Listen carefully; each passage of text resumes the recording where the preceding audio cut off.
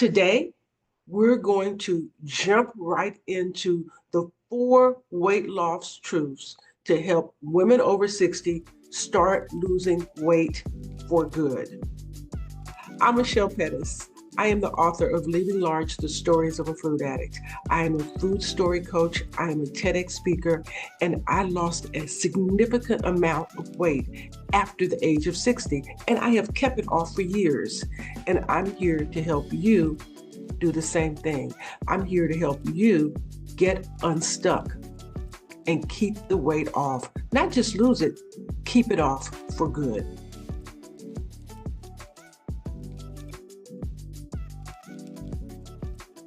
Is not about the food.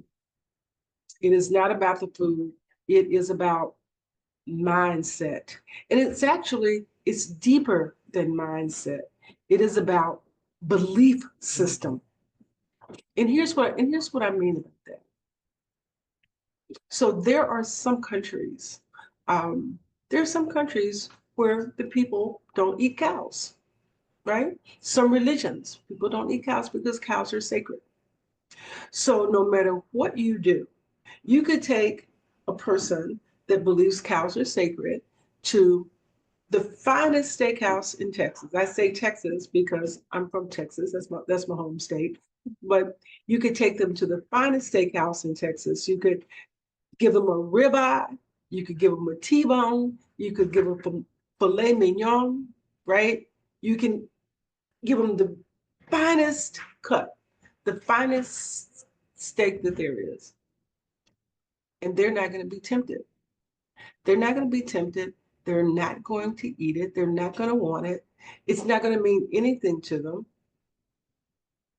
because it is not in line with their belief. So you can't tell someone who doesn't believe that beef is edible with a steak because it's outside of their belief system. So you can't sabotage their beliefs. So I'm telling you this story to share with you. Once you fundamentally change what you believe about food, once you start to believe that food is just nutrition, it is just nourishment, it is just energy, no one can sabotage your belief system. Once you can start asking yourself the question, is this nutritious? Is it nourishing? Is this going to serve and honor my body? Once you start asking those questions, you start to understand that is not about the food. Because I'm not going to be here talking to you really about recipes or a food plan. While those things are important, for sure, they're important. But what I am going to talk to you about is thinking about what you're about to eat and making a conscious decision to evaluate and ask and think, evaluate, ask, think, that's eat, if it is really serving your body. Is it serving your body? Is it serving your brain, right? Is it helping you think more clearly? Is it in alignment with helping your body perform at its highest function, at its highest level? That's the question to ask. So it's not about the food, it's what you believe about the food. So if you believe that a particular food, whatever it happens to be, if you believe that it is serving you at its highest level, right? That it's nurturing, that it's nutritious, that it's nourishing, then that's gonna be your better choice for you. That's gonna be a guiding light for you to understand that it's not about the food, it's what you believe about the food.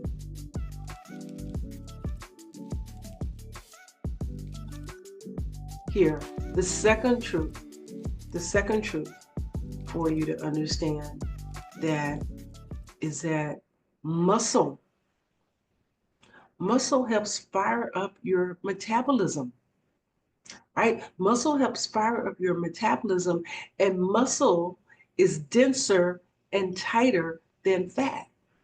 So as you lose weight, right, what you also want to do is you want to engage in movement that helps strengthen your muscles, that helps develop your muscles. Because movement, when you think about the 5 principles of health, right, the 5 principles of health are sleep, nutrition, hydration, mental health support, and movement. That movement piece is so key. That movement piece is so powerful because as you develop muscle, then your body becomes a fat burning machine, right? And you can actually start to lose inches and see the change in your body in the mirror because your muscles are becoming more actively engaged, right? So you really want to use the combination of adjusting what you're eating, and the way you adjust what you eat is by adjusting what you think about what you eat, and the way that you adjust the way that you move is you adjust the way that you think about moving. And here's something that I want to kind of put in perspective a little bit. Think about babies, right? Think about babies are small. Think about how excited parents get when the baby starts to turn over by itself, starts to sit up, starts to move, starts to crawl, starts to walk, starts to run, starts to climb. These are all milestones that are important because of movement. Our bodies are designed to move. The babies want to climb, they want to crawl, right? They want to stand up. Then as we think about our own progression through life, we have to think about moving. That our bodies were designed to do more than just sit on the couch and watch TV, right? Sit in the chair and watch TV. Our bodies were designed to do more than just sit and watch. Bodies are designed to be actively participating. Because when we're moving and we're getting the blood flowing through our bodies, but it's not just flowing through our bodies, it is flowing through our brains too. And we need all of the movement for circulation. I mean, movement is a principle of health. And think about it. Think about it as people get older. Think about the people that you might have known or you might have heard about that are bedridden, that become bedridden. And the one thing that they want to do is that they want to get up out of bed and move. They don't want to be in the bed. They want to move, but they can't. So as you are thinking about your own movement, as you're thinking about your own strength and your own conditioning, think about that. Think about the babies who are just coming into this world and they are excited to move. They intuitively know how important it is to move. And think about the people who may be frail or they may have had some sort of injury and they can't move. They can't move. They're not able. They don't have the capability to move. They're not physically capable to do it. And then think about yourself. And think about yourself if you are capable but just not willing. If you're able and just not willing, but your body is ready to move. Your body is ready to do some things. It is ready to enjoy being out and about and building muscle. And that muscle makes your body more efficient. It makes it more efficient as you're looking to become a different size.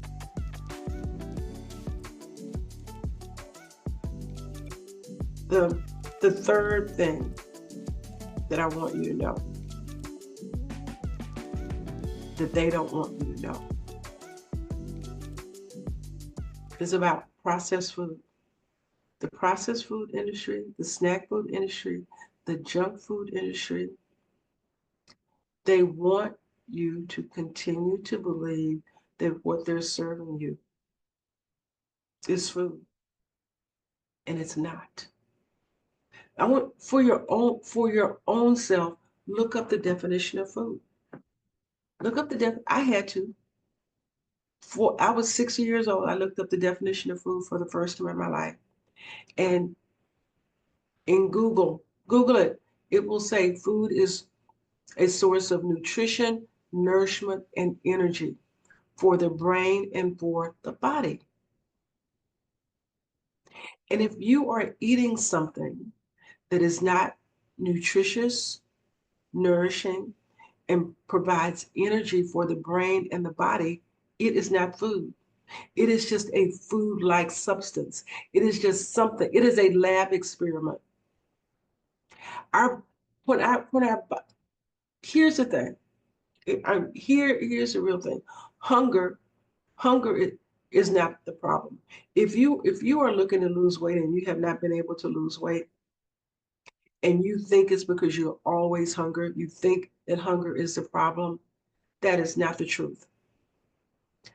The truth is what you do in response to hunger and what you do in response to what you think is hunger. I'm going to repeat that. The truth is what you do in response to hunger and what you do in response to what you think is hunger. I am here to tell you that hunger is a good thing. Hunger is information. Hunger is data. Hunger is your body saying to you, nourish me. Hunger is your body saying, nourish me. I need nutrition. I need energy. Give me some good fuel. That's what hunger is. But the problem comes when we don't know what to do in response to real hunger. So in response to the request from our body, in response to requests for hunger, from hunger for nutrition, nourishment, and energy, right? For some fresh fruits, for some fresh vegetables, for some high quality protein, what we do is we give it chips and a soda. And the truth is, you can never give your body enough chips and soda to satisfy real hunger. And that's how the process starts. You get trapped in the cycle of your body saying, feed me. And your body saying, give me some broccoli, give me some green beans, give me some carrots, give me a piece of fish, right? Give me something that I can metabolize, right? Give me something that will nourish me, give me energy, help me move through my day and perform at a higher level.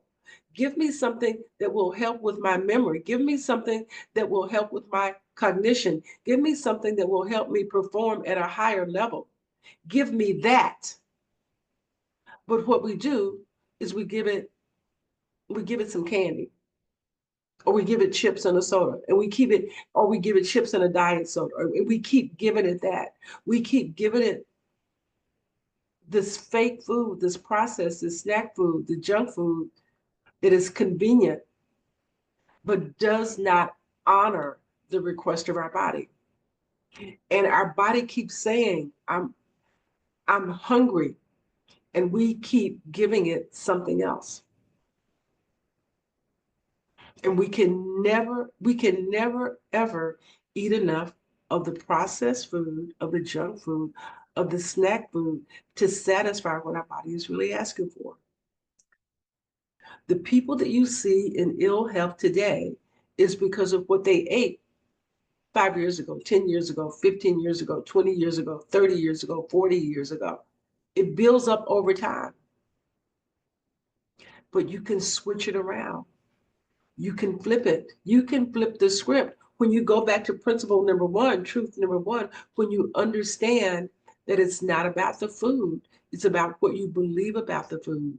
And if you believe that the processed stuff is robbing you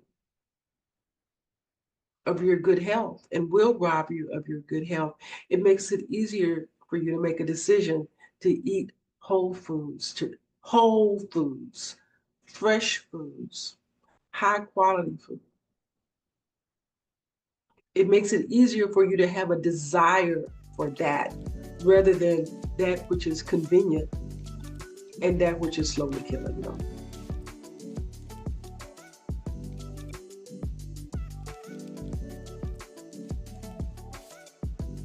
The last truth number 4, is to really think about the connection between stress and sleep. The connection between stress and sleep. And it may not seem like those two things have anything to do with losing weight over 60 or anything to do with your weight problem, a weight issue at all. But here's the truth, and here's the truth that I didn't know. I didn't know myself for 40 years as I yo-yo up and down. Is that I didn't know that stress was a factor, and I didn't know that sleep was a factor. Whenever I went on a diet, the only thing that I would pay attention to was what can I eat and how much of it could I have? That's all. I never got the 8 hours of sleep that I needed. And here's why the 8 hours of sleep is so important that no one has likely told you, is that if you're dealing with obesity, if you're dealing with food addiction, those are diseases. Food addiction, obesity is a disease. And one of the ways that we heal from disease, if you've ever been to the doctor and you've ever been sick, what does the doctor tell you to do? The doctor says, get some rest, get some sleep. And you know why? The reason is that our body heals while we are asleep. Sleep and rest, those two things are healing to the body. And if we are struggling with food addiction and obesity, that means we are in a state of dis-ease. And we need sleep to help us heal. Sleep helps with impulse control. You know that? I didn't know that for a long time. And so many times when we're struggling with issues related to food, it is impulse control. It is what's going on in our brains. We're not able to control our impulses, our thoughts around the food. Back to that principle number 1. It's what we think about the food. It's not the food. It's what we think about the food, what we believe about the food, our mindset about the food. Well, one of the ways that we support that and make that stronger is by getting the sleep, that we need. The sleep helps restore the brain. It impacts brain function. And every decision that we make about what we eat starts in our brain. I'm going to repeat that. Every decision that we make about what we eat or what we don't eat starts in our brain. We gain weight in our mind before we ever gain it in our bodies. Let that settle on you for just a while. It is our thoughts about the food that lead us to gain weight. And when we change our thoughts, we can change our actions. And eating is an action. Eating is a behavior. And sleep helps us control that. That's one of the reasons why we need the 8 hours of sleep. It is a principle of health, along with hydration, along with nutrition, along with movement, and along with mental health support. Sleep, principle of health. And stress. If you're a stress eater, then you no longer have to eat because of stress, because you no longer have the stress. If you say, I'm an emotional eater, if you're able to solve the emotion, then once you solve the emotion, then you no longer have to be an emotional eater because you have solved the problem. And stress and emotions, that our feelings and our thoughts around stress and emotions, they are in our heads, they are in our thoughts, they are in our belief system. And sleep helps you manage those thoughts, right? Helps you manage stress. Sleep helps you manage all that. But also having a process, having a process, having a way to identify what you're actually feeling, having a way to identify, is it hunger, is it stress that I'm dealing with right now? Because if it's hunger, I can eat something nutritious. If it's stress, then I need to do something else. I need to do something else that allows me to feel like I have some control in the situation. That's where that that's where the stress comes in. When you feel like something is going on and you don't have any control over the outcome, and you're desperate and you're frustrated. All of that is wrapped up into it. But when you have a tool, when you have a system, when you have a technique that allows you to deal with the thing that is the source of the stress, the source of the emotion that's leading you to eat emotionally, then you can reclaim your life. Then you can reclaim your thoughts. Then you can reclaim your brain. Then you can gain control over emotional overeating. So those 4 things. I hope these 4 things have helped you. I do. I hope they have helped you, make the connection and understand that it's not about the food. It's not. It's about what you believe about the food. It is your mindset, that your mindset is the most important thing. I hope I help you understand that muscle and metabolism, those 2 things are key to helping you lose weight in a more efficient manner. Now, I also hope you got this piece right here about the process stuff. If cutting the processed foods out of your life, out of your diet, will change your life. It will change your life in a short period of time.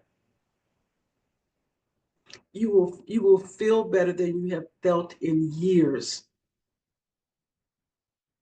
I'm living proof. And when you start focusing on that connection between stress and sleep, it's going to kick it off for you in a whole new way. So I hope that these 4 tips have been helpful for you. My name is Michelle Petties, and I am a food story coach. My memoir is called Leaving Large, The Stories of a Food Addict. Check it out. It is the 21 stories that kept me trapped in food addiction and obesity for 40 years. Those same stories were my stories to freedom. So you can check it out. If you want a signed copy, hit me up. I'll pop one in the mail to you. If you would like to connect with me more, you can reach out to me at I Am Brand New Now. That's on Instagram, that's on Facebook. We have a weight loss support group where we meet and we support one another on this journey. Every Monday at 5 o'clock, we have a live conversation. That's 5 o'clock Eastern Standard Time. Women losing weight together. You can follow me on LinkedIn. I write about this topic weekly. You can check out my newsletter. It is called Mind Over Meals. I also have a free PDF if you want to download that PDF. It's also called Mind Over Meals, and it will take you through the 8 steps so that you can reclaim your mind. Reclaim your mind so you can reclaim your body, so you can reclaim your life over the thoughts and feelings that have you in a disempowered place around food and your emotions.